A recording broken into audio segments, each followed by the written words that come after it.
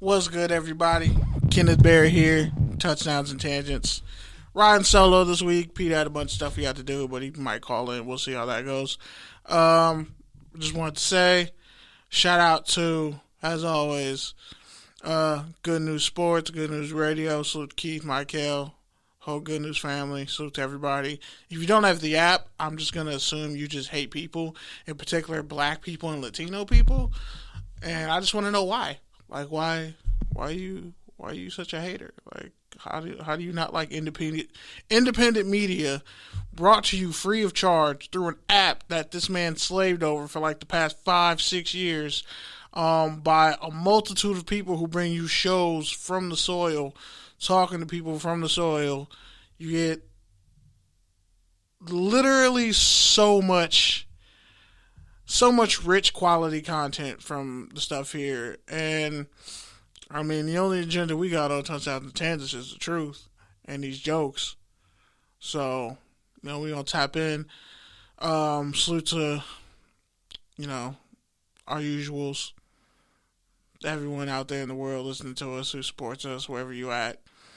Every barbershop across the country in the world who's been having debates about what we're about to talk about and deep dive on. Salute to Full Press Coverage. Salute to T, the whole family, Obi, everybody, Ray. Just salute to all y'all.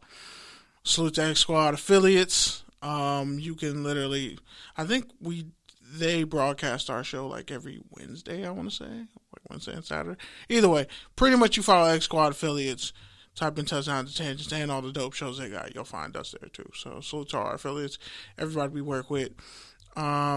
Again, lovely studio, new studio. The last one was legendary. It had its run. I think we're emotionally away from it now. So I just want to say, because I'm trying to start the show off real positive, because what I'm about to talk to is just mad depressing. It's mad depressing and sad. So if you didn't know, oh man, fucking stupid Pete. Don't you hate it when your co-host should actually be here or actually calling in, but they text you while you're on the air to talk? Yeah, fam, you lost my train of thought. Anyway, so Henry Ruggs, a couple days ago, this is the Raiders bye week. Former first round pick, first receiver taken in his draft class. He was leading the team in receiving yards. He was averaging like 22 yards a catch. I think he had like 4 or 5 touchdowns, like 469 receiving yards. He was having a breakout year. Gets on his bye week. Him and his girlfriend, mother of his child, get into an accident. He was, from court documents and everything, he was going about 151 miles an hour down the street in the early mornings, almost like 3 in the morning, something like that. And he got into a crash, killing a young lady, 23-year-old lady. She worked at Target. Her name right now is totally escaping me. I feel bad about that part. But, like, it just gets sadder and sadder, so I'm just going to give you pretty much the bare essentials, and then you can look up the video of him crying and, like, just despondent and depressed after the accident, like, right after it happened. Because he actually tried to save the lady's life. He hit her car going like 150 plus miles an hour in a Corvette. Ruggs' girlfriend had much more significant injuries. Unfortunately, the young lady who was 23, she died. The flames pretty much engulfed the car faster than Ruggs. Ruggs tried to get her out of the car, and the flames pretty much engulfed it. The car blew up. Her and the dog died. And he had a gun in the car. In Vegas, DUI that leads to a death is easily like 2 years, hard time. But then with the gun in the car, he could possibly serve up to 10. Depending on how they want to charge him. The Raiders immediately cut him, took all his merch out the store, stripped his locker, everything. It's like he never played for the team. And he actually had a childhood friend. Every time he scores, he throws up the three. He had a childhood friend that died in a car accident. So the video of him crying and just being uncontrollable after this accident, and him showing up in court with the neck brace and the look in his eyes. Like, what he did was stupid, and he could have called an Uber. He was playing at a Top Golf earlier in the night, drinking. And this goes to show, if you're an NFL player, like, I'm pretty sure they have a car system. Like, and just in general, if you know you're going to drink, don't drive. It's really that simple, because these things happen. And the sad part is, it could have been even worse. Imagine if everybody in the crash died. Now, Henry Ruggs has to grow up without his mother. The child of Henry Ruggs has to grow up without a mother and a father. It's just really sad and unfortunate. But I hope people don't abandon him. He's only like 23. I think we can all remember all the dumb shit that we're not proud of that we did at 23 that we got away with. I don't think we should write this man's entire life off. I do hope he gets another chance to play. Probably won't be until this whole legal situation is resolved.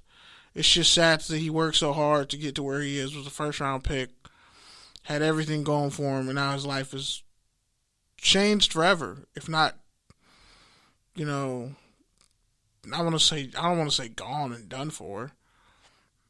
But the realistic possibility of him ever making it back to the league is probably non-existent. It's probably not going to happen. And that's truly sad and unfortunate, because you never want to see something like that. Hey, Pete, I put orange on our shit because, well, Halloween was this past week. And I dressed up as Jack Skellington. Or, because I know you can't come up with this joke because you're not that funny, I was going to say Fat Skellington, the Fat Mayor Before Christmas. But yeah, I dressed up as Jack Skellington. And my nephew Isaiah was dressed up in a Looney Tunes Space Jam 2 onesie. So it was dope. It was a great time.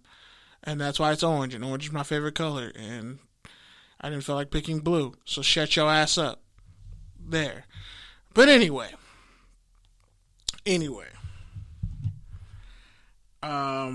It's just drunk driving in general. I just never really understood. Like, I have family member. Okay, he's 22. And it holy shit, I remember definitely the stupid things I did at 22. I'm just not going to talk about. But he was 22 years old. Didn't hit his Jordan year. And she was 23. The person that he killed, the young lady that he killed, was 23. All in the same age bracket. She was working at Target, coming home late from work. And he had a gun in the car, apparently. Like, who knows what he was dealing with, what he was going through. And he comes from the South. He comes from, he came out of poverty. But he had exceptional talent, and he worked for it. And to see all that washed down the drain, it's just really sad and unfortunate. So just do yourself a favor tonight and pray for his family, the victim's family. And if you go out with friends who like to drink, make sure, like, they got your number on call. Make sure, hey, you get too drunk, text me to call you an Uber, and I'll do it. No questions asked. Because this shit is, DUIs are avoidable. 100% avoidable. And people want to say, oh, I know what I can handle, I know what I can manage. No, you don't. Everybody thinks they know what they can handle until shit get too real. Like, life doesn't move at the speed you want it to. You react at the speed you want to life. That's how that works. Or you react at the speed that you can react to in life. People get hit by cars every day in broad daylight. So, joyriding or speeding especially in Vegas, man. Like, just take care of yourselves out there, please. And, say a prayer for your loved ones and for people out there who are going through shit like this, because you never really recover from something like that. Nor does the family, because it's like, this could have been prevented. And they're going to they might have hate or some anguish forever aimed at that man. Like, his kids might get bullied later in life because of what he did. So, like, drunk driving never... Honestly, you're the last person drunk driving affects. Drunk driving affects everybody around you. And depending on the situation, you either get off easy or you just live with the survivor's guilt, which you kind of deserve. So, just keep that in mind. But on to other things, not as depressing, but definitely, I would say, controversial. Yeah, Derek Carr. That's one thing I will say. Like, say what you want about Derek Carr. I mean, I literally have my fantasy team, which, by the way, fuck the New York Jets defense. I mean, the Indianapolis Colts defense. How dare you sit up here and drop 30 in garbage time? Yeah, I'm losing money. But anyway, Derek Carr, he interviewed and he said, we're not going to abandon him. And you can't abandon a young kid like that. People under the age of 25 do stupid shit. I mean, you can't throw away young people. And I have to sometimes tell myself that. You can't throw away young people. Just because you didn't make the mistake and you know better doesn't mean somebody else does. And sometimes you have to give people the credence and the mercy that you didn't get, or that they need, in spite of how you feel about it. And that, from personal experience, I can tell you, that's some humbling shit. So just keep that in mind. But anyway, on to Aaron Rodgers. So some might say he lied through omission. He said he was, and I won't say not inoculated, but immunized. And people didn't really dig much deeper once he said that he was immunized. So he essentially gamed the system about not being vaccinated this whole time. And now he has COVID. Devontae Adams is going off the COVID list. So some people might say, oh, well, he's the super spreader. His teammates got COVID because of him.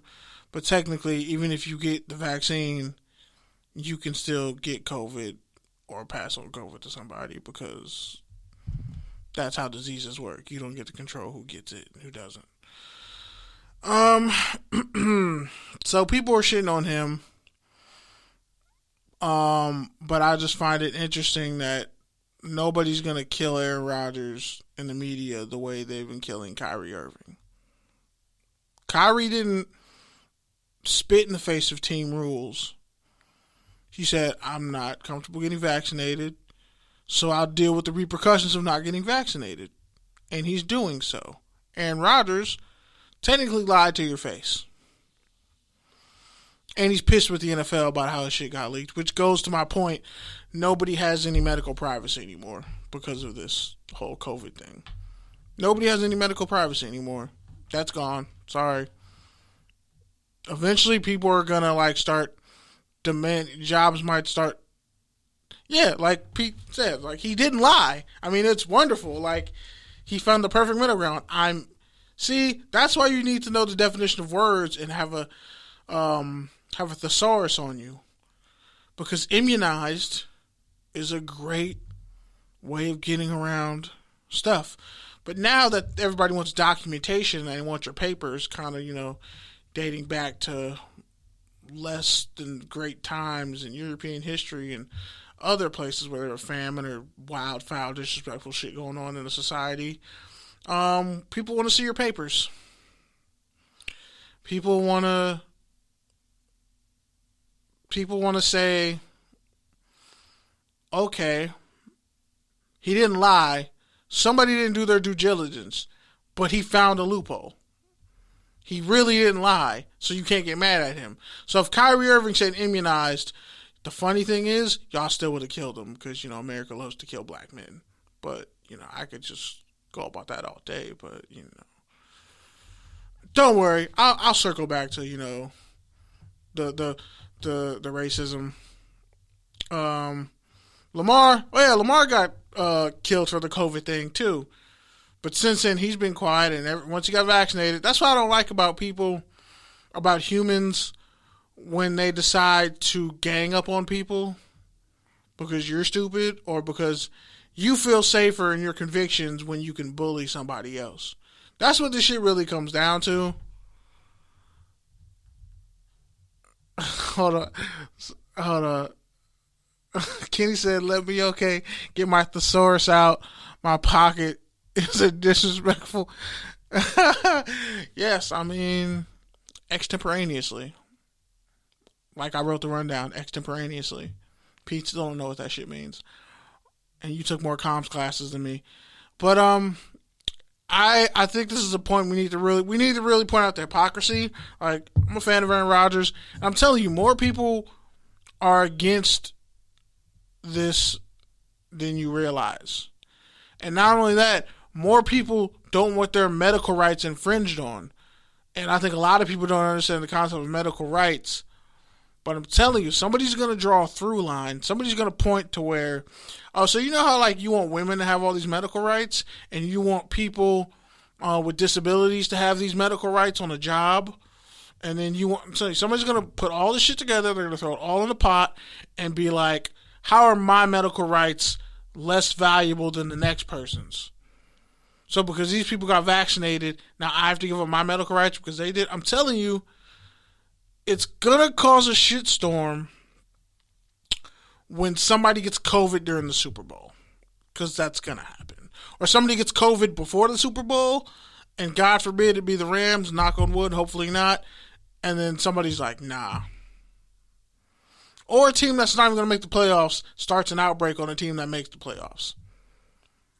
See, this is a slippery line, and you're peeling back the layers with how this thing goes with Aaron Rodgers, because you can't technically punish him, and he can sue you if you do.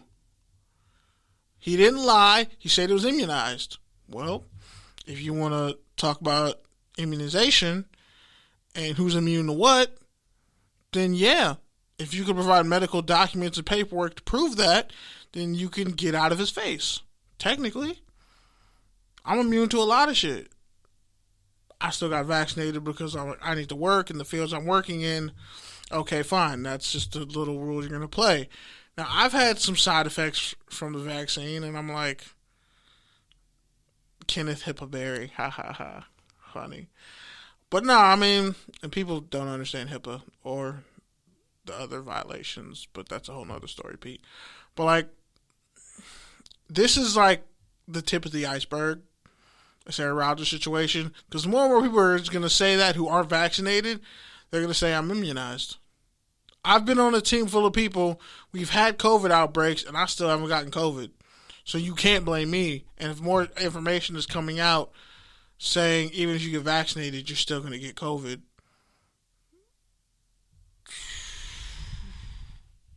how are you going to tell a world-class athlete who, let's say, may have never been injured or realistically or anything like that, how are you going to tell them to their face they got to do this when Aaron Rodgers got away with it? So we can all just say we're immunized? So now you're going to police the word immunized. Now you're going to find another way to take away somebody's rights. You're overstepping what, I mean, you know how the saying goes, the path to hell is paved with good intentions. You have good intentions with what you're doing, with what you're trying to put in place, but you're just naturally going to overstep it because of the fear of just people. Fam, I'm not saying that. Pete, what the fuck is wrong with you, bro? Like, why would you really type that in the chat? Like, you should go to a doctor if your balls get bigger from taking a vaccine. I just want to point that out. Or, shit, let's just get a Blue Chew sponsorship. I'm down to get a Blue Chew sponsorship for real, though. Blue Chew, if you're listening, we're just going to put this clip in there. We're open for business. But yeah. That's all I really got to say about the Aaron Rodgers thing. That's it. So Von Miller got traded to the Rams, and I think that's the real reason Pete's ball shrank because he took the vaccine. Ha ha. I don't care if that's a lie or conjecture. I'm just going to say it because it's funny, and you type smaller in the chat. Anyway, so, yeah. Von Miller got traded to the Rams, and I think that's the real reason Pete didn't show up tonight. Because he's probably having a conniption in his fucking living room right now. Again, he doesn't know what conniption means either. But let's just break this down. Von Miller got traded because the Broncos are fire selling and Nick Fangio is going to get fired. Drew Lock and shout out to Classic Burger. Yes, that's an inside joke. By the way, if you go to Classic Burger, Pete, next time, get the teriyaki bowl. They give you a big-ass set of fries and a salad. Or actually, a big-ass side of fries or salad. But they don't give you no teriyaki sauce, which is trash, but you get a whole full container of teriyaki chicken and rice. And I'm telling you, that shit is flame. Now, you got to go somewhere else to get the teriyaki sauce, but that shit is flight. That shit is Baby Keem's new album good. But anyway, so Von Miller got traded, I think for like a 4th-round pick, 2nd-round pick, whatever. Pretty much, the Rams are like, fuck them draft picks. Because, I mean, if you're winning a Super Bowl, you're going to get the last pick anyway, so you might as well go for broke. Go balls out till you fall out. Hopefully not from COVID, you know. But, yeah, so Les Snead pretty much just gave up his remaining picks, and all they have left is a 5th-round pick, if I'm not mistaken. Fuck it, who needs a 5th-round pick when you're trying to win a Super Bowl? Now you have 3 of the best players at their position in league history. Jalen Ramsey's still on his way, as far as but he's one of the elite coverman shutdown corners, defensive backs in general, in a while. He can do everything better than pretty much everybody, with the exception of getting a lot of interceptions. But that's because people don't throw to him as much. But Von Miller, yes, is now a Los Angeles Ram. And if you have the LA Rams in fantasy football, fuck you! Okay, yeah. A 2nd and a 3rd for Von Miller. How many teams in the NFC who had a 2nd and a 3rd could have done that? Yes, Touchdowns and Tangents predicted it. I even said it. I was like, Von Miller is going to go to the Rams. And Pete was like, no, he's not. You're fucking lying. I'll quit all this shit if he does. But then you rationalized, oh shit, it really could happen because it's the NFC. The Rams have the draft capital. And they got the balls to make the deal. I mean, people didn't think that they would trade for Jalen Ramsey and give up Marcus Peters, but where's Marcus Peters now? And were you really going to pay Marcus Peters that much money? No, you weren't. But you'll pay Jalen Ramsey that much money. So now you have Jalen Ramsey. Now you can't double-team Aaron Donald because Von Miller, if he's on the other side, oh yeah, Leonard Floyd's having a career year. So now you have Leonard Floyd, who should have always been in this position. It's just a shame. I wish they would have got Khalil Mack out of Chicago because it's not fair. Leonard Floyd was a bust in Chicago, and then you put him in a better position instead of having him covering people downfield. Hey, why don't you rush the passer, which is what you did at Georgia? You know, that's why you became a 7th overall pick. So now you got him having a career year and being his best self. Aaron Donald, and they're already a formidable defense with just those guys. So now, and they traded away Kenny Young to the Broncos, I think. Yeah, they traded away Kenny Young to the Broncos for a 7th-round pick. So they already made good with the Broncos. This is some brilliant shit. Kenny Young had the best game of his career, arguably, against the Lions. They trade him at his peak value for a 7th-round pick to the Broncos. That's like some shit you do in Madden when you're trying to get a team's 1st, 2nd, or 3rd, 4th-round pick, and you just say, fuck it, I'm going to just trade all these star players, but I'm going to swap them to you in different deals, so I'm going to give you all my 5ths and 6ths. Damn, that's some brilliant shit. That's brilliant from what Les Need. So first they trade Kenny Young, the precursor, on some Thanos-type shit.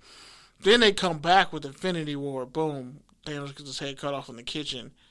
You know, Tony does what he does. Time travels. They get Von Miller out the deal.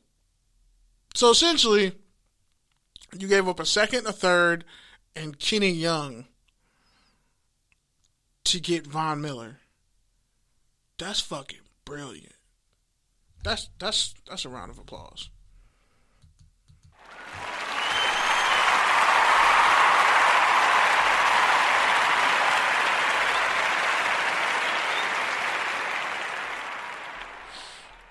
I mean, think about that. Think about what you could do with all those picks. So I just heard somebody yell outside. That's fucking weird. But yeah. Yeah, somebody's actually yelling from outside, then that's really fucking trippy. Like, really trippy. Looks like I'm staying in the office tonight. But alright. So Thursday night football. Colts, Jets. Y'all not gonna believe this shit. The Colts are up like 45-10. They end up winning still. Because Carson Wentz had the fantasy game of his career. They end up winning 45-30. Mike effing White gets hit on his hand and loses sensation in his wrist, so he can't throw. That happens. Yeah, fuck them picks, Pete. So that happens. Josh Johnson. We're gonna give another round of applause for Josh Johnson. Tom Menace.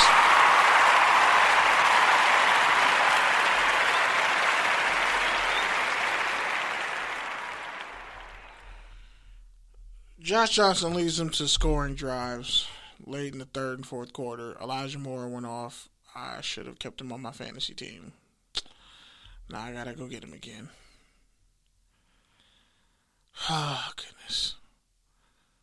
Manchester with 2 C's. Hilarious. But yeah. So, the Jets are god-awful. I feel bad for Robert Saleh. I would have never took that Jets job because it's Siberia. It's America and Afghanistan. It was never going to be successful. It's like being the only person who doesn't have herpes at like a party where everybody has herpes. You may not get herpes, but you're going to get like fucking strep throat. Watch. It'll be the punch. You get strep throat. And it might be the strep throat where they have to pull your tonsils out. And you can die from strep throat, surprisingly. So it's just amazing to me how the Jets managed to do what they did. The Colts said, hey, why don't we just run the ball? Because that's just what we're good at. I'm really pissed that I had the Colts defense against the Jets because, you know, the Jets are trash. 5 points. But it's cool. I got the New Orleans Saints defense on my bench, and I'm still mad because I probably should have started them because they'll probably give me more points than the fucking Colts defense. Unbelievable. A turnstile. That's what the Colts defense is, passing-wise. Just a turnstile. They play great for 3 quarters and then just, leakage. But, I mean, Jonathan Taylor goes off, has almost like 200 yards rushing, 2 touchdowns. Naeem Hines goes off. The Jets are just bad with a couple good players sprinkled in. And are probably going to get the number 1 overall pick in the draft. I think Detroit somehow wins 2 games this year. Quote me, Detroit's not going 0-17. I think Detroit wins 2 games. Tell Mark, I'm going to text Mark and DP and be like, the Lions are going to win 2 games this year. I don't fucking know how. But they'll win 2 games. The Jets are by far the worst football team. Period.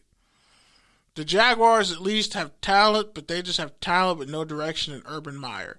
So you might as well have a fucking toddler driving a Winnebago. That's what you have. Is a toddler sitting on the gas pedal of a Winnebago. And nobody's at the wheel. Anyway. Next up, what we're going to talk about is Derrick Henry got hurt. Not only is he injured and on IR, probably going to miss the rest of the year, but I'm hurt because Derrick Henry was my first fucking pick in fantasy football. I'm kind of screwed. I mean, I picked up Adrian Peterson off waivers, but I'm kind of screwed. I guess Denzel Mims went off. Yeah, Senior Bowl alumni. But yes, Classic Burger has Lowry's, but also, like, if you're a regular, they fuck up your order a lot. So there's that. But Classic Burger has great milkshakes. Like, their food's cool, but they went up on their prices. But definitely get you that teriyaki bowl. I think it's like 10 or $11. It is the best teriyaki bowl you will eat on Crenshaw. Guaranteed. All right. So, and this part is amazing to me because Adrian Peterson, some could say he's been blackballed out the league, right? Some people might say that with his history. Set the NFL rushing record as a rookie against the Chargers. Still stands. He could have actually, I mean, Pete, you can't call Adrian Peterson out of shape because you've never been in shape on his level. You've never been that athletic. He's obviously out of game shape because, teams are just going with younger running backs. And they don't want to hold on. Like, it's funny how Frank Gore held on that long and then said, nah, I'm going to go become a professional boxer, which is weird in itself. He decided, I'm going to go become a professional boxer.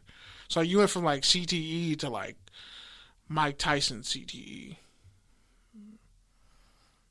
Like, that's crazy. Yeah, the drive-thru would be kind of disrespectful.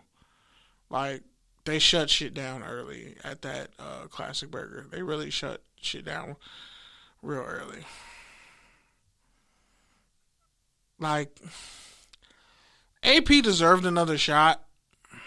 Because let's be honest, he's the only human being in professional sports with his pedigree that can still actually go out here and play. He was formerly the Redskins' best offensive player when they were shit.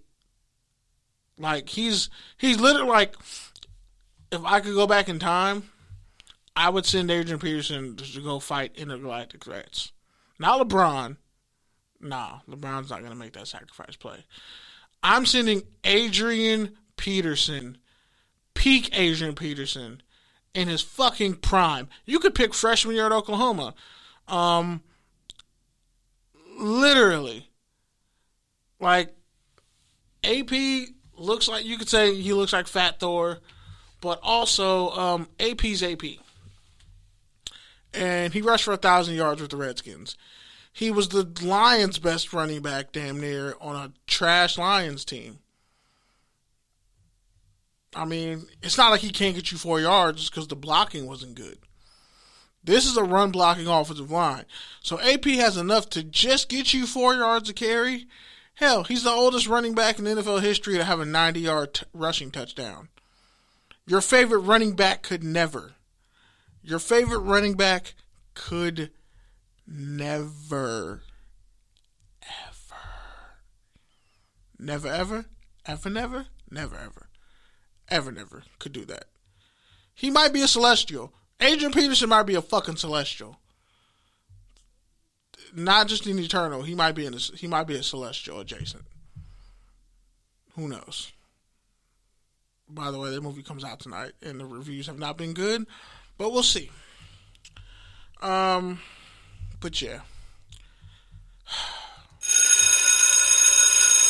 So on to college football. So we meet again. TCU football, right? So Gary Patterson, head coach at TCU, winning his coaching school history, blase, blase, blase. He got fired. TCU's really hasn't been going anywhere the past couple of years. That's actually an ideal job because it's Texas and they always have talent. It's Texas. They're going to have talent. And all Texas needs is a couple 5-star recruits. Like 5-star recruits will actually produce. Like, they need an Ed Oliver type impact player. Like, imagine if a Leonard Fournette type guy went to TCU. Pete said, I just hope he's not Eddie Brock minus Venom. Nah, that's... is AP just an energy source? That's sick. Is he just cosmic energy embodied? Is he really Ego, the living planet? Damn, that's crazy. Is he... AP has to be attached to the Eternal Host. Probably. I wouldn't put it past him. Definitely wouldn't. But yeah, so Gary Patterson out at TCU. That's a job opening. Sonny Dykes will be a good fit. There's a lot of the SMU head coach. I forget his name. I want to say Josh Heupel, something like that. I don't think it's Josh Heupel. I think he's at UCF. But somebody, whoever's at SMU right now, that'd be a great fit. But I think, yeah, I mean, TCU is a perfect job. If you play it right, you could be there another 10 years. I would bring up college football rankings, but honestly, they haven't changed much in the past 3 weeks. It's still Georgia, it's still Cincinnati. Michigan State beat Michigan, so now all Michigan has to do is beat Ohio State. Kenneth Walker the third, I think, or the second, Wake Forest transfer. He had like 130 yards rushing and 5 touchdowns, rushing touchdowns. Guess how much Michigan State scored? 37. It was they beat Michigan 37-33. And Kenneth Walker had 5 rushing touchdowns.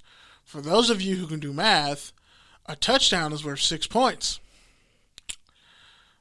He scored 5, so he scored 30 points by himself. Team on his back. I don't even know if they did 2-point conversions or not, but that's fucking crazy. Personally, to me, that's insane.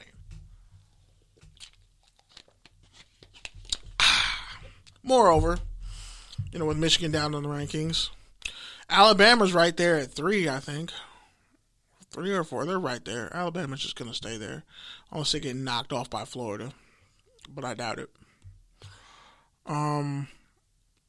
Florida's interesting. I feel like they had it all, and they lost it. But Cincinnati just has to win out, honestly. All Cincinnati has to do is just win out. And I hope they do. Because if they did, and Georgia beats Alabama, because they're going to play in the SEC title game. We know that. And Georgia clean sweeps Bama. Georgia and Cincinnati play in the national title game, which would be a repeat of, I think, the Peach Bowl last year. Or technically, this year. That'd be an interesting rematch. Cincinnati, Georgia, I think it would be the same result. Because Georgia has just an insane defense. Like, Georgia's scored like 200 points so far. And Georgia's defense has scored like 50. It's some weird shit. I don't know. It's a lot. But yeah, so Georgia projected first round linebacker, Adam Anderson. He's suspended pending rape allegations. So there's that. I don't know what's up with Georgia and their situations, but shit like this keeps happening. And it's kind of shocking that it does. Okay, so the Longhorns head coach, assistant Jeff Banks' girlfriend, has a pet monkey. And it allegedly bit a child on Halloween. Now, if this is what I think it is, then if I'm not mistaken, she's a stripper who has a pet monkey. But hold on, because it was a haunted house on a one-sided gate. Yeah, they had no idea the monkey went in the backyard. He's the special teams coordinator and the tight ends coach for Texas. Well, Texas has been asked this year, so he might be on the chopping block because somebody has to take the blame for how bad Sarkisian's been this year. He doesn't believe the story will affect the team. They've had 3 straight losses and they're 4-4, and they're about to play Iowa State, who's known to upset them. Yeah, Animal Service confirmed there was a report. But I don't know if this is the same story because I heard 2 stories about a monkey biting a kid. But yeah, his girlfriend, what's up, Larry Goodwill? Yep. Georgia. Yeah, and fuck Texas. Nobody likes Texas. We all hate Texas, for sure. And Vince Young's fucking knee was down. But yeah, Steve Sarkisian, who got into an argument with one of his players this week. And I guess that dude's off the team now. And it's funny because Sarah quarterback Malik Murphy, who's a 5-star QB, he committed to Texas. And it's like, bro, have you not seen what he does as a head coach? Let's look at Washington. Let's look at USC. Texas is trash right now, even with all their 5-star recruits. Malik Murphy, another California kid leaving to go to a school like Texas. Like, USC should be disgusted. This dude went to fucking Sarah. That's a pipeline. That high school is a USC pipeline. You can't get him to come. You got all these white QBs who I don't believe Kendall Slovis is a first-round pick.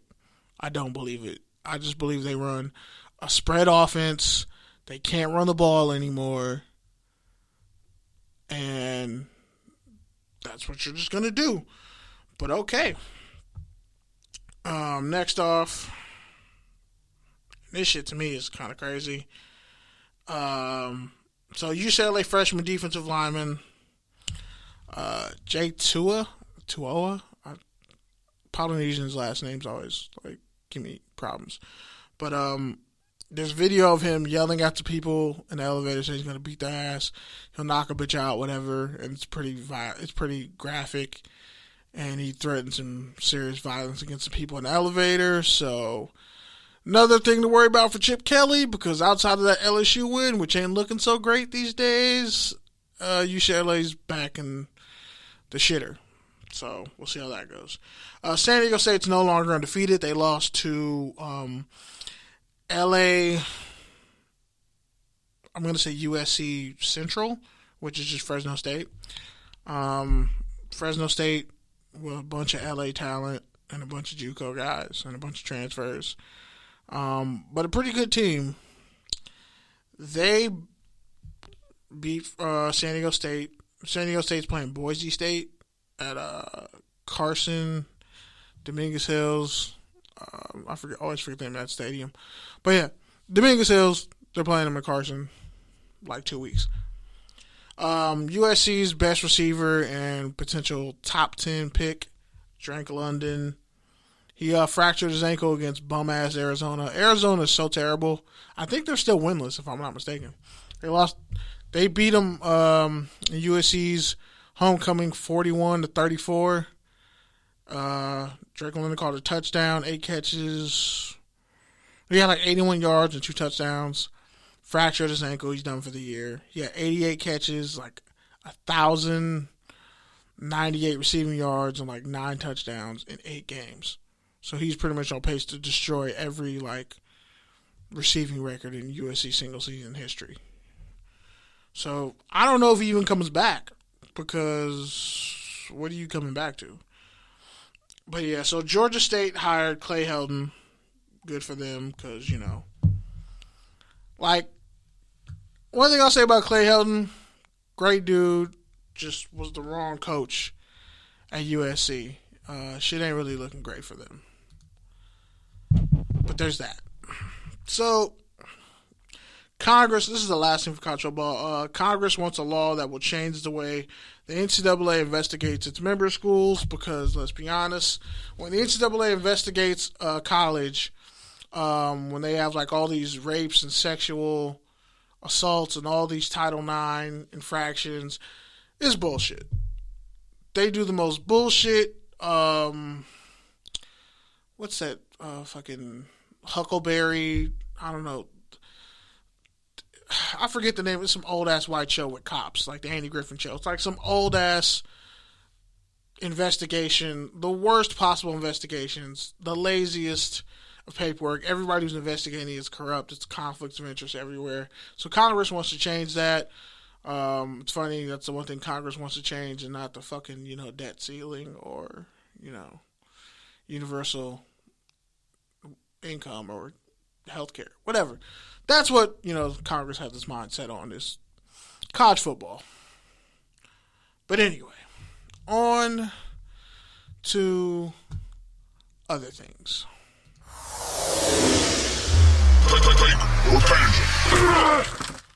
Alright, so Jameis Winston tore his ACL. Poor Jameis. I feel bad for him. I feel bad for Jameis because the last pass he threw, I guess, was a touchdown. Like, there was like a graphic of like all his season-ending plays ended in a touchdown. And him tearing his ACL and then being in the fucking locker room on video, dancing on one leg. Bro, Jameis Winston is just... That's how you know he's a bam-ass nigga. Because he's on his leg dancing in the locker room against the team they were supposed to beat. And popped his fucking ACL.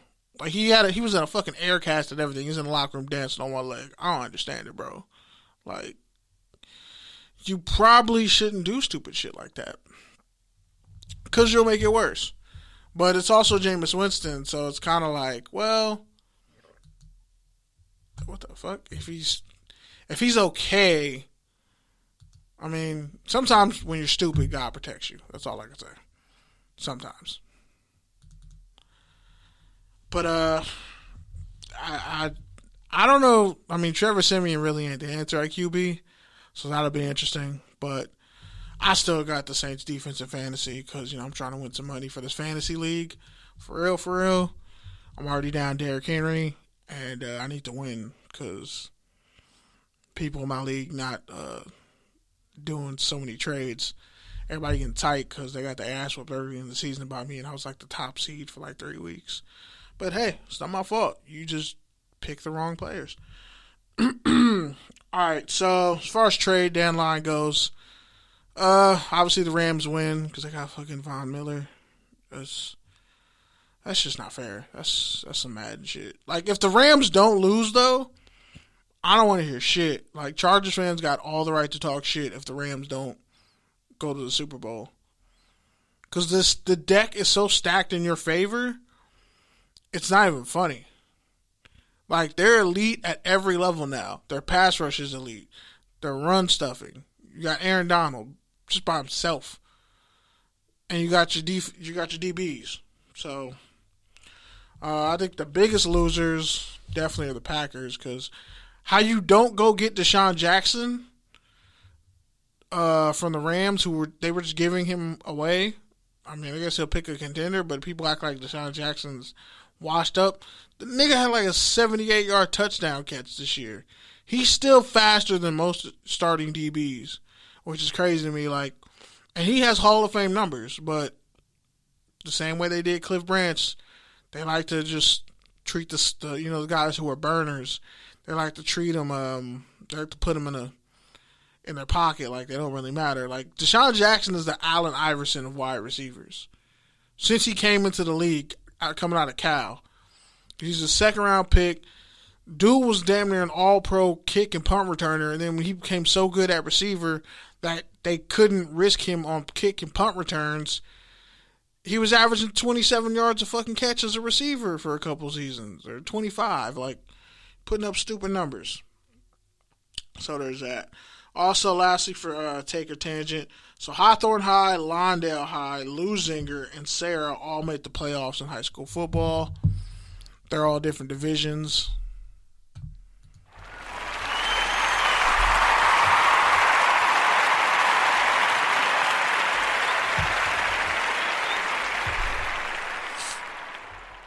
Now, I went to Lawndale High, so full disclosure. 10 years ago, fuck, I'm old. 10 years ago,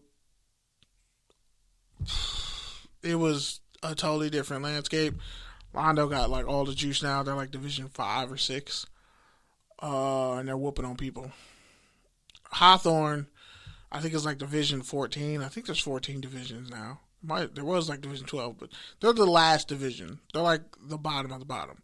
But they've been terrible for so long. And they're finally good again. I'm just happy for that high school. Because Hawthorne has like a legendary reputation. They've put cats in the league. Like, you know, even though Hawthorne was literally the whole South Bay was a sundown town. It still kind of is, depending on where you at. Not really in Lenox. I mean, the cops will fuck with you, but you get too close to Torrance, and you get to like the other side of Inglewood, closer to like Ocean Gate. Like the closer you get to the 405 freeway, down Rosecrans. Once you get to the Wiseburn district, which is really still fucking Hawthorne, they just call it Wiseburn because that's where all the rich white people live in their little fucking communities, and they hoard the best education with their little tiny ass school district down Aviation. And it's near LAX. Like, that's just where most of the money's located. But with Hawthorne, like the whole Cincinnati Valley School District has like gone through a facelift with how, like, you know, they're making the schools look more modern, more presentable, focusing on tech and making certain high schools like a focus high school. Like one's medical and STEM, the other one's like acting and drama and all the other shit. It's good to see, like, you know, the coaches stick together at Hawthorne and put together a winning team. Losing under head coach Brandon Maliuna, who played in the NFL for a long time with the Narbonne. They had a bunch of transfers. That's pretty much the rule now for Hawthorne for high school football, is the transfer game. But it's a retread, because what a lot of these rich white schools do, they come down to the South Bay and pluck a lot of talent. They go down to Inglewood. They go down to Crenshaw. They go down to the hood and say, and, you know, Coach Clark from Lindale High has even told you, we've had multiple people give up the game. They pretty much pay for these kids to come to, they'll pay you. You could be a star player at the high school that's down the street from your house, but we'll pay you to go to St. John Bosco or Mater Dei or fucking Corona Centennial, because Pete can tell you about that with the IE. You know, they'll pay you to do all that, to go to these other schools. You'll be a backup there, most likely. You won't be a starter because, I mean, if you were really that great, they would know. They would know, like, we can't make this obvious. But, you know, you got cats having to come back home now. Like, fam, why are you going to St. John Bosco? Why are you getting on a fucking bus? And we all know, if you live in the South Bay, you know where those buses go. Where they pick kids up to take them to all these schools at 5 and 6 in the morning. Why don't you just wake your ass up at 7 and go to Lindale, Hawthorne, or Lusinger? Or Sarah, if you can get in. And that's what more kids are doing. They're staying home. You're getting more local. And some kids are transferring because they just want to play. Because COVID wiped out 2 years of high school football. Let's be real. And for JUCOs who just started back up recently, they wiped out 2 years of JUCO ball. For some people, that ended their careers. They never got that chance. It's done. Your eligibility's shot. It's shit. But it's also good to see that, you know, these 3 schools, public schools, all from the same district, are in the playoffs. And that's just a win in itself. But now, to get to something I really got to get off my chest. Because, you know.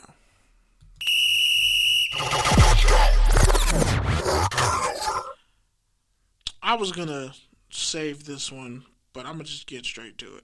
So, Inglewood High caught several fucking bodies this past week, right? Inglewood High beat Morningside 106-0. Now, their quarterback, Justin Martin, and their head coach, Milvon Davis, who, like, apparently there's a rep that follows him from the last high school is that he used to run up the score. People say they have problems with him, issues with him. But when it comes to Inglewood High beating Morningside 106-0, honestly, the backlash is the turnover. Because they don't need no more fucking touchdowns. Like, you beat them enough. They're already dead. Like, Morningside's 2-8. They lost to Losinger like 67-0. Morningside has not been good in football since I was in high school. And even then, they were barely good enough to make the playoffs. And then they got clapped. So, you know, it's not Inglewood's fault that they're so good. It's not their fault that they're so good that it's like, okay, maybe you should be playing better schools. Here's the catch-22 with that. Yeah, you could say, well, because Morningside's head coach, well, why don't you go do Mater Dei like that? Why don't you go do Oaks Christian or whoever like that? Well, those schools aren't going to fucking play Inglewood. You want to know why? Because if Inglewood, which has like 8 D1 players on it, if Inglewood does the impossible and embarrasses Mater Dei, like let's say Inglewood travels to Mater Dei and they beat Mater Dei in their own fucking house. One, Orange County's racist as shit. You got to get them boys out of there. They can't afford to be embarrassed by an inner city school full of niggas. Because that's, let's be honest. Like Conor Morissette came on here and said plenty of times, it's haves and have-nots in high school football, especially in California. It's cut up, it's chopped up, it's purposely appropriated the way it is. So you guys got to accept that. Yeah, Inglewood beat the dog shit out of Morningside, but hey, you know what? Kids want to play a 10th game. Do what you got to do. Nobody complained.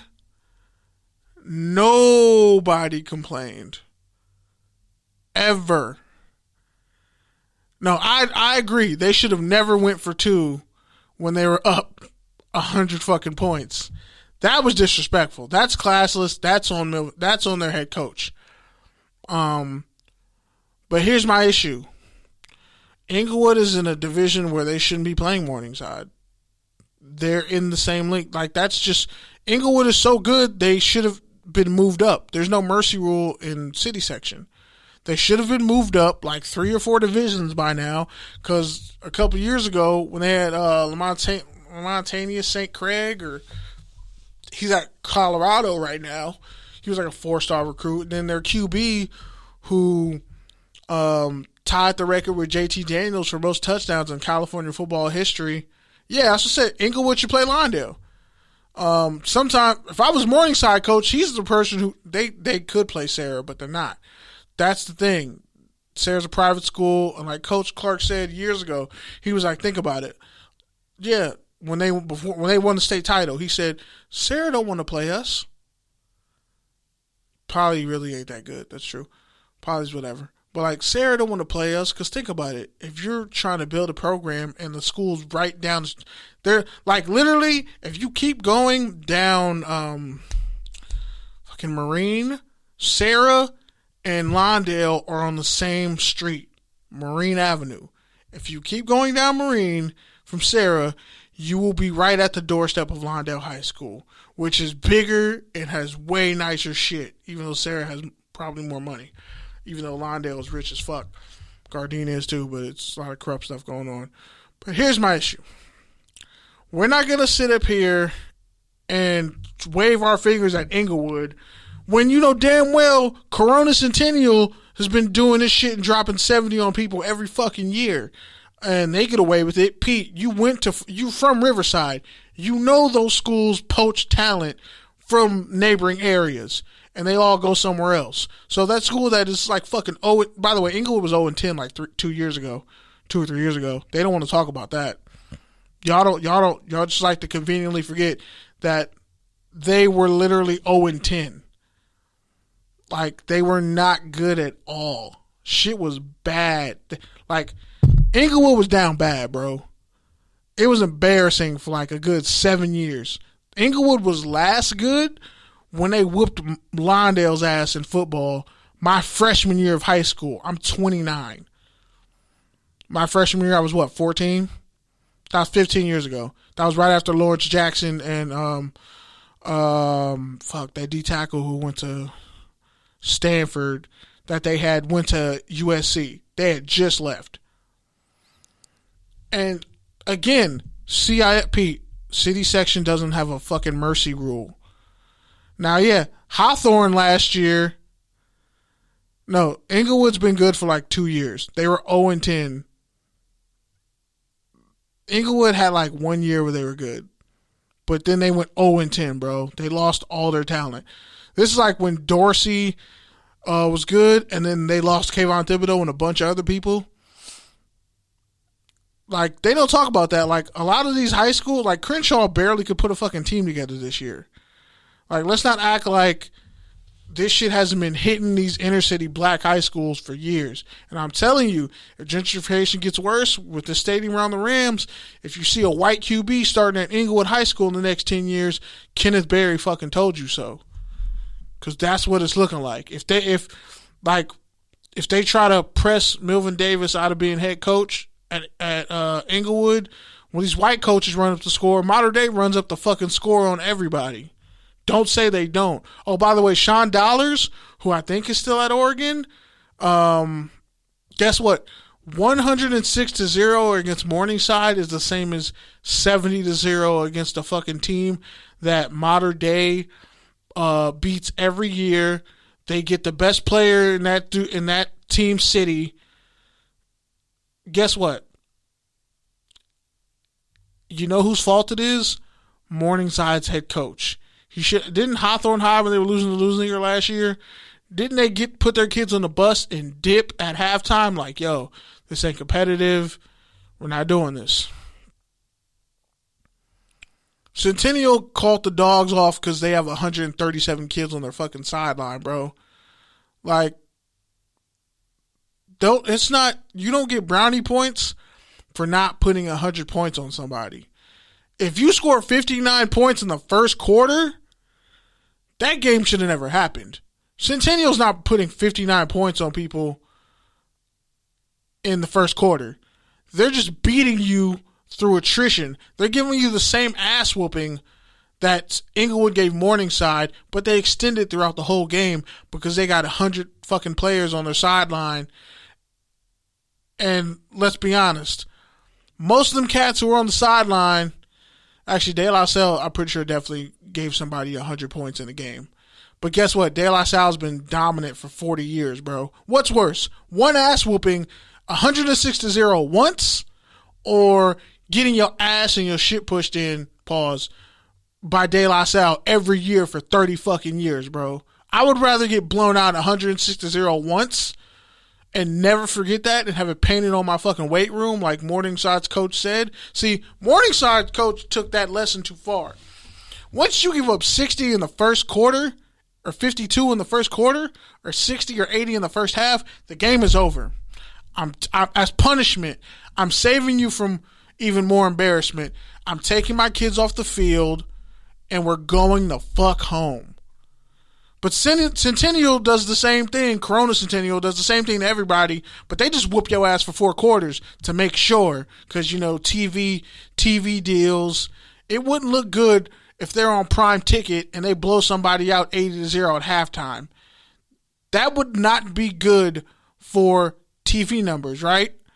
De La Salle's been number one for 20 plus years, Pete. And again, you telling me everybody who went to De La Salle is from that community? There's a reason why a lot of high schools in Oakland are having issues with enrollment. Like, guess what? Inglewood don't have 60 players on their team. They maybe got like 40. In the South Bay, you don't have a sideline full of kids like that anymore. Sarah used to have 50 to 60 cats. But that's because all them cats went D1 either in football, basketball, or track. It was cats who weren't ever going to play football, but they were suited up. But my thing is, Pete, you can always call in. My thing is, when it comes down to it, you cannot sit up here and get mad at Inglewood for doing this once, and they've never done it before. This hasn't happened in 100 years. This is a fluke. But you know what? You know what Modern Day is going to do? Is drop 70 points again on somebody. And if we're really being honest, hey, De La Salle know where Jesus skeletons are. You're right. De La Salle probably has some shit on the Pope. And if I don't make it home tonight, it's because De La Salle heard me say this. By the way, go back and look at that De La Salle team with Maurice Jones-Drew and DJ fucking Williams. DJ Williams was a grown man in high school. See, people don't, like, I don't really get caught up in the fandom of sports. I want to talk about how it affects society and the community. And, like, Sarah winning that state title, going 14-0 with Robert Woods, Marquise Lee, all them cats. Yeah, they had transfers, but guess what? Most of them cats lived in Inglewood. So that's still local. Inglewood, Gardena, Hawthorne. If you getting talent, like cats playing from the Inglewood Jets or cats who live in Carson playing at Narbonne or playing in Lawndale, that's still close. You can, like, explain that, like, look, Lawndale has the best academics in the state, arguably. I want my kid to go there. Lawndale hadn't won a state title since, like, 1966, bro. Okay, hold on. Okay, this is interesting. DJ Williams was bigger than the entire offensive line. He was literally bigger than everybody on the goddamn field at 6'4", 230 playing linebacker. I mean, running back. Oh, yeah, and linebacker. R.I.P. Terrence Kelly, because he was committed to Oregon. De La Salle was definitely blowing people off the ball. What you also got to remember is they've been dominant till this day. In the words of Deontay Wilder, till this day. So you can talk about what Inglewood did was wrong, but I say, okay, give them the money to go travel to Modern Day to pay for their game. Oh, you're not? Shut the fuck up then. Because that's the thing. When you move these schools up competitively, especially in the city, they'll move the kids up to higher divisions. But what they won't do is give you the fucking money and funds to bust them kids there. Why do you think Crenshaw and Dorsey had their first night game in years? Aside from the fact that, you know, niggas be getting killed and shit. And shot and shit. Honestly, that's fucked up. Hold on. Pete, you going to hell, bro. I can't believe you just said that. Pete said, bro, how hot would you be if you didn't get in 106-0? Yo, I don't get in 106-0. I think I'm angrier than if I'm like when Washington State lost to UCLA and fucking their quarterback threw 10 touchdowns and threw for 800 yards. I'm like, I'm not killing the D coordinator. I'm shooting the head coach, bro. There's going to be some gun violence in the locker room. If it's 106-0 and you still didn't put me in, coach, what the fuck, bro? At least for the look. It's women in the crowd, bro. Like, I'm trying to damn. I would have played JV kids. I would have played red shirt kids. I would have pulled people from the stands and said, fuck it. You got eligibility? Get out there. But, I mean, again, that's on Morningside's coach. He should have called the game at halftime or even the first quarter. I would have called it at halftime. Hey, we get on the bus. We're getting the fuck out of here, bro. Take your pads off. We're going home. The game is over. They can't stay and make you play. What are they going to do? So they going to stay and make you play? They're going to hold you down? They're going to force the ball in your hand and make you run and get knocked out by Inglewood's players? No. You chose to play the second half. I would have said, fuck y'all. I'm going home. I would have put a card in and said, screw you guys. I'm going home. That's what I would have done. I would have said, hey, yo, we out of here, bro. It's 82-0 at halftime. You can suck my monkey nuts. Like, you could suck, seriously, like, man, and how embarrassing would it be, like, you come home, like, I didn't play. What was the score? 106-0. 160, and you didn't play? How trash are you? You realize, like, he just ruined the psyche of all his kids. Why would I come back to Morningside the next year? I lost 106-0 and didn't get no run, didn't get no burn. I lost 106-0. My coach didn't even fucking put me in. We're already losing. I can't get hurt worse. I mean, you can, but, like, clearly you don't care about running up the score. If you're not going in the game, then play the whole team. And if the whole team still plays and y'all still getting whooped, leave the stadium. I don't care if it's a home game. Hey, game's over. Fuck y'all. Go home. Pick all this shit up. Take it out with you. Season's over. That was their last game of the season. That's your last. Imagine you a senior getting blown out 160-0 by Inglewood. You're like, why are we on the field with these motherfuckers? This is disrespectful. Like, somebody needs to call the police. I would have called the police. I would have pulled Karen. They are killing these boys. They are never going to mentally recover. Bro, I'm at this point, you gotta just you gotta literally just play happy ball. Hey, we're just gonna do rugby scrums. We're not coming out in 5 linemen. We're just gonna run the fucking Maryland I. We're just gonna have 8 dudes in the backfield, and that's how we're just gonna play this. We're just gonna literally run triple reverses all game. Like, literally, at this point, you got to flip a coin to see who plays QB. I know at least one linebacker will let the coach let me play QB. For real. Hey, coach, you got to literally just make the skills play offensive line and put all the linemen at receiver and running back. Because linemen will give you some extra effort. We may not be fast or athletic, but damn it, we're going to get 2 tough yards. We'll get 2 tough yards. We'll chip the D in, and there's at least one athletic lineman who can catch on every team, and he'll get you a first down. But if he gets injured, you're fucked. But don't sit up here and kick in Inglewood's back for what they did when Corona Centennial is known for it. St. John Bosco is known for it. Yeah, Vita Vea. Dude, I would never want to play football in Hawaii because all them Samoan cats, you fucking sick. Imagine being a 6'7", 330-pound high school player and they let you play receiver or running back. Would you want to have to deal with a crackback as a corner who's probably like 5'8", 130 pounds, and it's a 6'7", 330-pound fucking son of Thanos out there at receiver?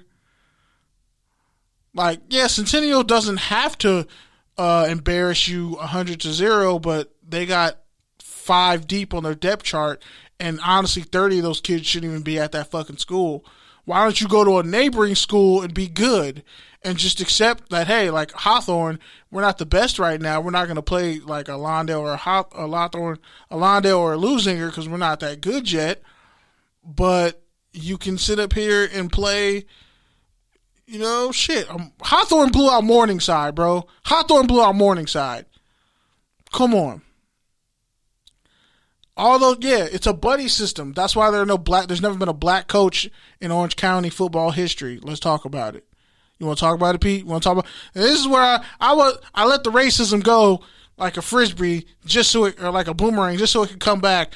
Let's talk about the inherent racism, because again, none of those Orange County schools got the balls to come down to Inglewood and play Inglewood, so Justin Martin can get a good look. Justin Martin could get a good look against St. John Bosco. He'd get a good look against Narbonne. He'd get a good look against the Sarah or Lawndale in preseason. You got 5 preseason games, bro. Y'all could play each other. But if people want to trade tape, if people want to act like assholes, then yeah, it's not going to happen. But I'm happy, even if you win the worst of it. Gardena won a state title 2 years ago before COVID. And Gardena was trash forever. They went undefeated and won a state title, I think, or lost like one school. But like Centennial doesn't duck you, but they will wait till you have your best season possible and then play you. But they won't play you consistently. Let's be honest. Modern Day don't play no hood schools. Modern Day doesn't play hood schools, period. Why? Because they're a private high school. They get the best recruits. Hell, St. John Bosco's in Bellflower. That's pretty much fucking Long Beach. Like, Lawndale and Lusinger don't play each other because Lawndale beat the dog shit out of Lusinger like every time they played. Lawndale won the Mayor's Cup like 4 times. Like, they literally dropped like 60, 50, 40 points. It was like 50, 60, 40 to 0. It wasn't competitive. Like, USC used to blow everybody out. But USC would call off the dogs. Inglewood's head coach didn't call off the dogs, clearly. and they were more talented. But again, this is a conversation we got to have in person, because you going to sit up here and act like fucking Vontaze Burfict wasn't actually out here squeezing people's balls in the bottom of piles and they were up by 30 in the second quarter. You sit up here acting like Corona Centennial, J.J. Taylor, and fucking Taylor Martinez weren't house calling in the third quarter. You sitting here acting like that shit didn't happen. Oaks Christian was out there blowing people out quietly in the middle of nowhere. All these OC high schools get away with the same thing Inglewood did, but it's just, it looks worse because of the score. But you know what's worse? Oaks Christian, I think, played Sarah, and Sarah almost beat their ass. I think Michael Pittman was on the team. I think Sarah did beat them. But it was like years ago. Michael Pittman was at Oaks Christian. Yeah, that was a crazy game. That was one of the games of the year when we were looking at it. Oaks Christian, like Sarah, when they went 14-0, that was huge for the South Bay, bro. Like, that was some legendary shit. But yeah, like, when I think of USC getting clapped by Bama, like you said, that's what modern day and all these other schools get away with every year. And it's worse to do that every year and poach talent. Sean Dollars fucking transferred from his high school to play football at modern day and then transferred back to his other high school. Michael Pittman definitely was fast enough to go to Sarah, and he put up All-American numbers when he was at Oaks Christian, bro. Go look up Michael Pittman's numbers in high school. He was fucking stupid. Will Smith's son would play at Oaks Christian, but he was trash. But we all know the story behind that. But yeah, I just can't, and I know I've gone really long with this, but like, high school football is important, and you want to put kids in a position to succeed. You don't want to break them psychologically. They're already living in poverty. They're already dealing with most people don't even know where Morningside High School is. So honestly, all y'all kicking their back in could eat a bag of dicks, because you don't even know where on Crenshaw is Morningside. You don't fucking know. And for everybody like Keith went to Inglewood, fuck Morningside or Morning Clyde, Morning Slide. They got all types of foul names for Morningside. I mean, I don't like Morningside either, because when we played them, I think it was my junior or senior year, the refs cheated us, and they cheated us in one game. But no, Sarah played against Oaks Christian in the playoffs one year, and it was one of the greatest fucking games ever. And I want to say Sarah beat them. But you got to go back and look to like 2009, 2010. That was an era, bro. Especially like when nobody wanted to play Sarah like that. Niggas were scared. I forget what high school Brad Kaya went to, but that was the one high school who had the balls to play Sarah all the time. And I can't remember. I think it might have been Chaparral. I can't remember the name of the high school, but yeah, it's right down the street from SoFi. Morningside is the closest high school next to SoFi, outside of Inglewood High. They're right there. So maybe, SoFi, they should sponsor Morningside, because damn, they need some help. All I'm saying is, if I'm gonna punish Inglewood, I'm gonna give them the financial resources to go out and play teams out in the valley. I'm gonna give them the financial resources. You never want to hear the name Brad Kaya again. His mom actually has a successful vegan business out in LA, so salute to black business. And Brad Kaya's mom is Felicia from Friday, so show some respect. But yeah, I guess it's fuck Brad Kaya. He should have stayed at Miami. Miami was actually good with him at QB, and he really should have stayed another year. But he went to the Steelers, and we see how that worked out. I'm not giving Inglewood's head coach a pass at all, Pete.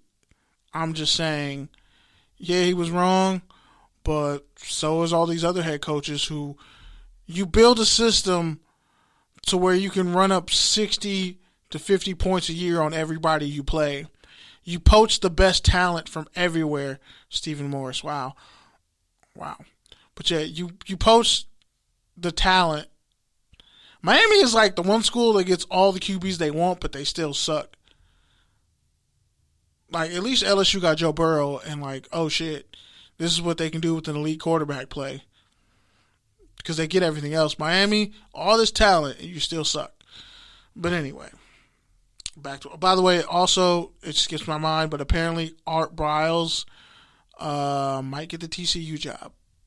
He's up. Art Briles is back, and he might be up for a D1 college football job after all that shit that happened with the Baylor rape situation. I'm not going to rehash it tonight. But y'all can just go look it up. Yeah, that's it on the Inglewood Morningside thing. Bottom line is, these are my 3 points. Get off Inglewood's dick, because most of you don't know where Morningside High is. Most of you probably have never been to Inglewood High, and you wouldn't go over to that area at night. So shut the fuck up.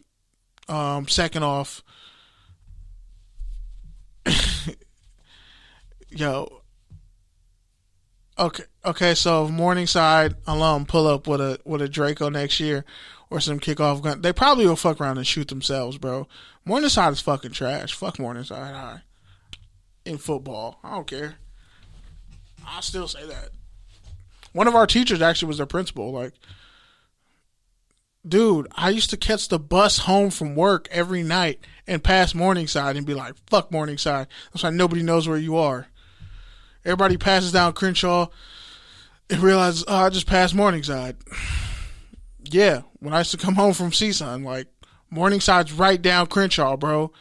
Literally, when you go to Wingferno or whatever the fuck that spot is right there, that wing spot next to the Papa John's, next to the fire station, literally Morningside is right there in the ass crack shadow of SoFi Stadium. They are literally right there. They literally are right there. Man, I'm gonna talk to Keith. We just gonna start a group chat called "Fuck Morningside High Football" or sports, whatever. But nah, pray for that high school because they need it. All jokes aside, Lisa Leslie went to Morningside, so show some respect. But yeah,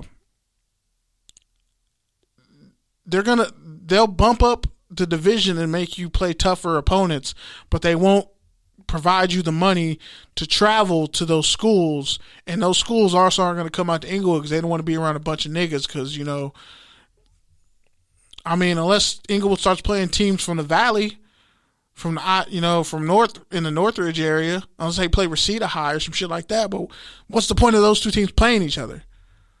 It makes no sense. They're so far in the cut, you don't even know they're bleeding.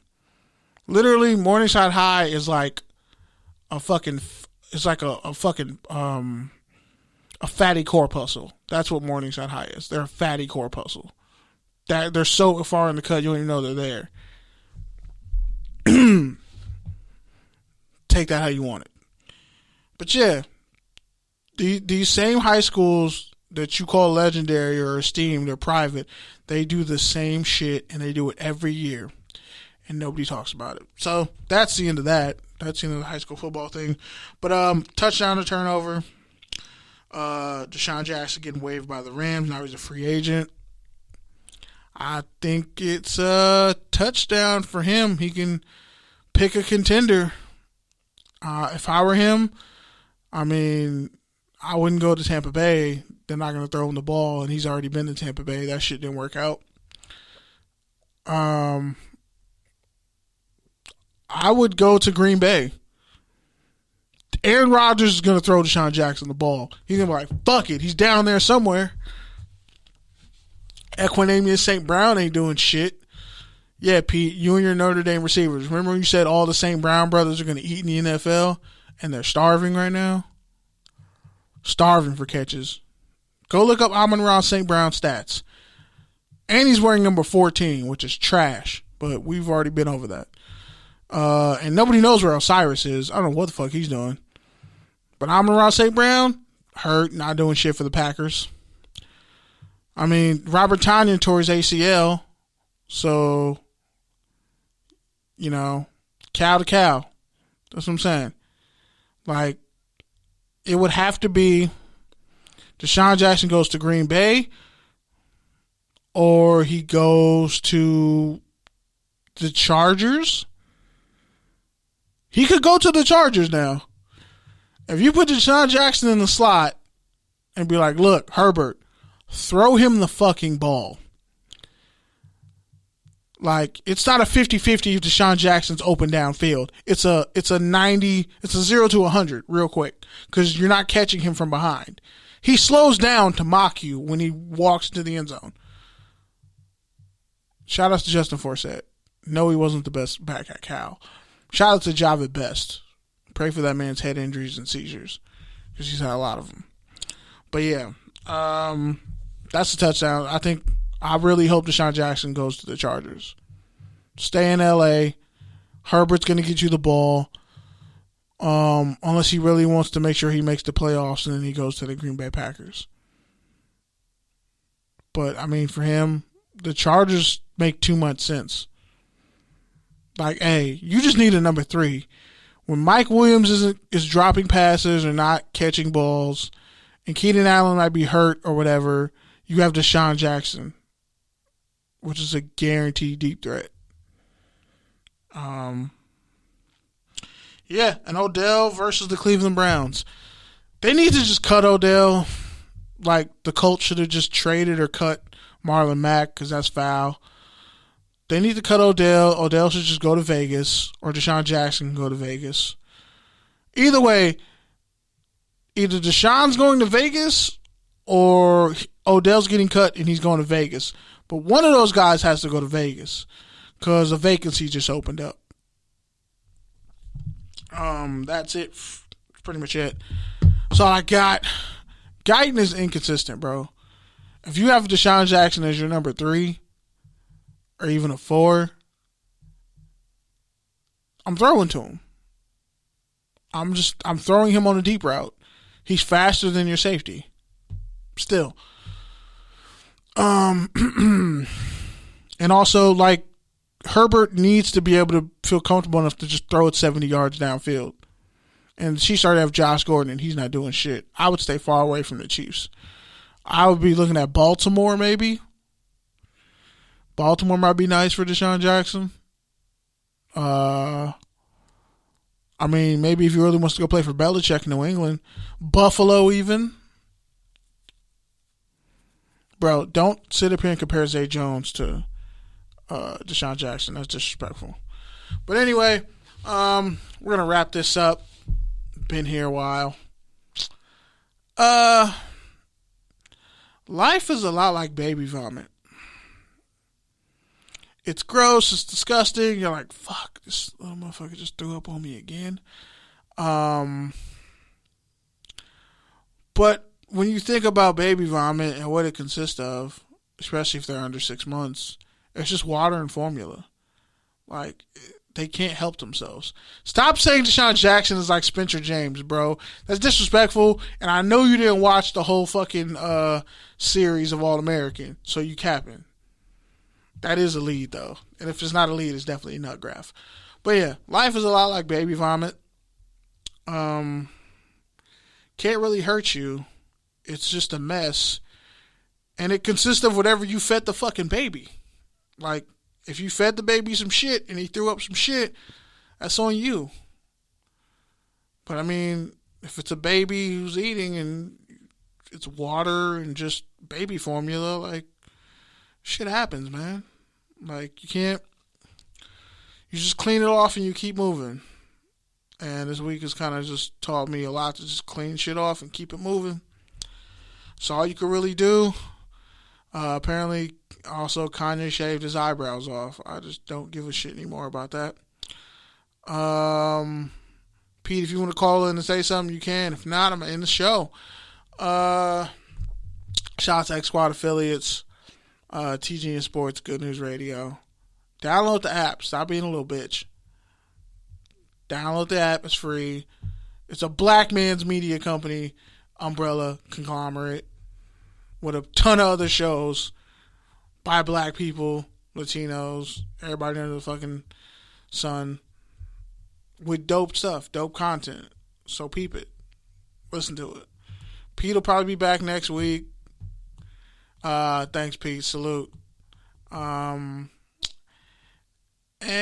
yeah, I already take PG's video. I actually did that before the show started. But yeah, man. Yeah, life is like baby vomit, and Eternals is probably gonna suck. So I guess it's a Marvel movie we all have to sit through and watch. And salute to my nephew Isaiah. He's thrown up on me 5 times this week, and I just get like clairvoyant thoughts every time he does it. I don't know. I guess that's God for you. But yeah, I'm out, you guys. And yeah, let me play some shit.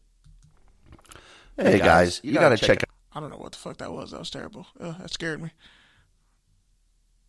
We're gonna go. Let's see. So you think your sneakers look good, huh? Check this out. I don't know. Wow, these are some terrible drops. Let's try this again. Touchdown! Hopefully. See, this is what happens when the screen's too small and you can't see shit. But all right, for real. Kingsbury, touchdowns and tangents. Shout out to everybody who's in the chat. Pete, Mom, Larry Goodwill. Salute. Nah, fuck that. Wait. Touchdowns down.